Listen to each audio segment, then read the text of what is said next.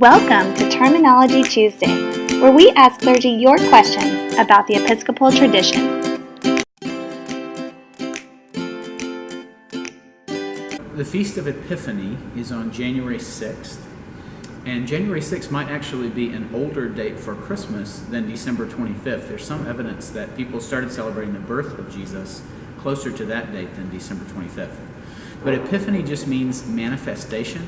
It means when Christ becomes apparent to the whole world. And so Western Christians tend to celebrate that by talking about the wise men coming to Jesus. Eastern Christians celebrate it by talking about the baptism of Jesus, when Jesus becomes apparent or manifest to people as the Son of God. So in either case, Epiphany becomes this feast where we think about how God in Jesus becomes clear to the whole world as the Savior of the whole world. So we also talk about the sort of light of Christ growing into the world. And Epiphany, the season after Epiphany, becomes a season when we talk about how we can go share that good news with other people. Here at St. Paul's, we've had a tradition of the Feast of Lights for about 82 years. And the Feast of Lights is when we bring together St. Paul's history.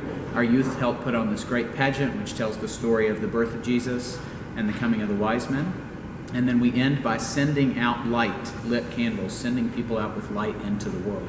And this year we'll then finish that off with a chili supper and a burning of the greens when people bring in part of their Christmas tree or their Christmas wreath, and we burn it here to celebrate the end of the Christmas season, which lasts 12 days from Christmas to Epiphany, and then ends with Epiphany as we think about Christ being manifest to the whole world.